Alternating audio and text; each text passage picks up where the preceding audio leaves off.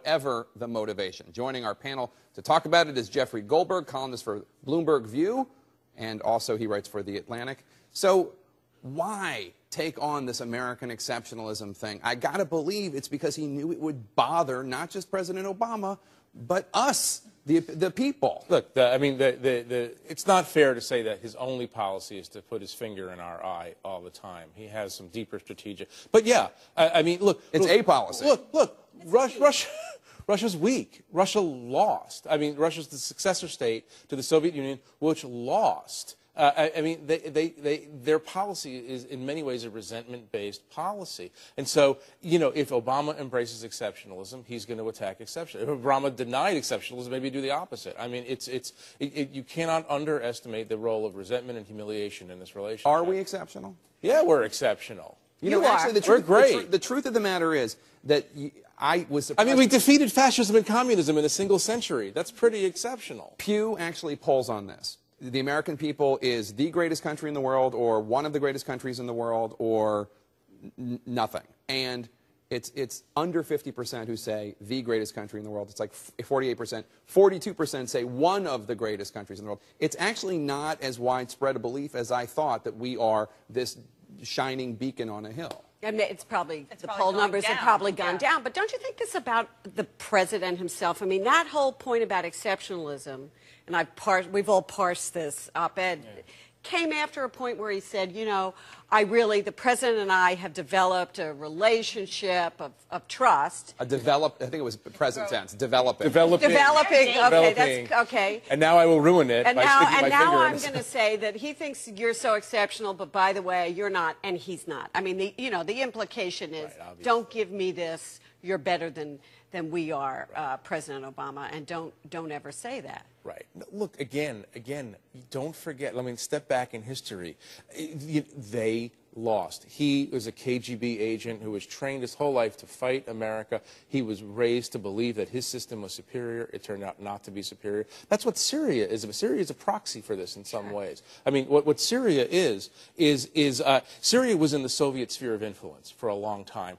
Russia believed that it inherited Syria as part of its diminished sphere of influence. Having America attack Syria would be a humiliating event for Russia because it can't defend its client state of many decades. There's some serious currents of resentment and feelings of weakness and this lashing out. This is sort of, mini Cold War mentality. It's the proxy that's what that was all about. We're in the 80s in some ways. But if the U.S. is this divided over Syria, what lesson do you think Russia draws about how we'd react with Iran?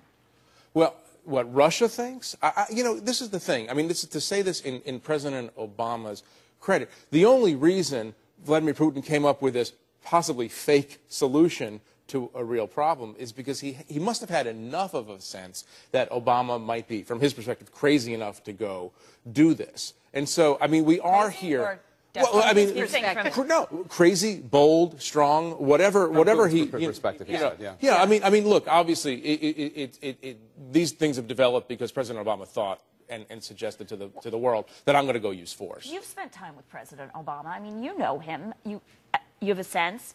He studied history. He knows that Bush said, "I looked into Putin's eyes and saw his soul," and then was proven wrong. So, and Obama what do you saw the bored kid in the back of the classroom, right, or whatever it was. Obama, the president knows that Putin can pull the wool over his eyes and doesn't want to be fooled. What do you think is going on here in his head? I think the president would much rather not deal with any of this at all. That's what I think. I think we're here where we are in part because the president, not for wrong or terrible reasons, the president spent the last 2 years avoiding this subject, hoping that Syria would just go, look, he's a domestic policy president anyway. And then he looks at impossible problems in the Middle East, which is where hope goes to die, and says, I can't get involved in this. That inattention over the last 2 years have brought us to this place. But on the Iran piece, it's very, very interesting, and I think people should be cautious about this. Not you. You're very cautious and responsible. But other people. Thank you, sir. No. The president has said very, very clearly there are only two issues that matter for him from a national security perspective in the Middle East. They're first tier problems, right? One is the defeat of al-Qaeda, and the second is prevent Iran from crossing the nuclear threshold, from gaining a nuclear weapon. Syria is a second-tier problem for him. It's now a humanitarian problem, a chemical weapons problem. But it's become a big proxy problem for It's him. become a Now proxy problem, but I don't think it's correct, and this is something that I think the Israelis and the Arabs both misunderstand. I don't think it's correct to say, well, because he's hesitating on this, because he's allowing Putin, or it seems he's allowing Putin to get the better of him on this Syria question, means that Iran is going to turn out to be the same thing. Because he has made it very clear for years now that is a core national security interest of the United States. Your Twitter war with senior administration officials? I wouldn't call it a Twitter war. What happened? The president. I mean, by the standards of Twitter, it was a love affair. No, but it was written about. It was noticed because you have regard. People have regard for you, rather. In your view, you were tweeting about the president's speech, and some members of the president's senior staff responded to your tweets, taking issue with them to a degree. Which is a high honor. Well, I'm happy to accept it. They didn't say that their Twitter accounts were hacked. Just for the right. No. I mean, the substantive exchange. I tweeted. I can't believe that I'm talking about a substantive Twitter exchange. But Me neither. Well, there you go. She doesn't even tweet. Anyway, we'll work on that. We'll work on that next in the next hour. But what I tweeted was, over the last 2 years, the American goal has shifted. It used to be to end the regime, to bring about the end of this regime, and now it is. And there it is. We can read it.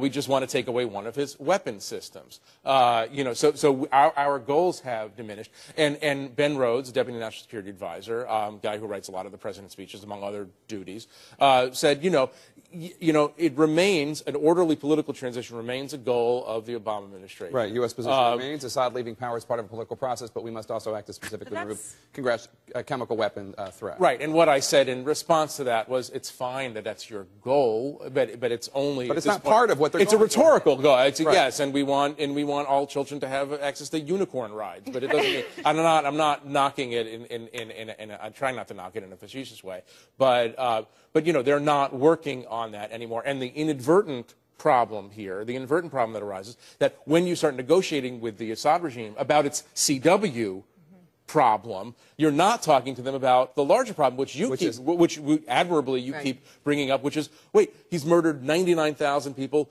without chemical weapons, just with guns and bombs. Stick with us, Jeff.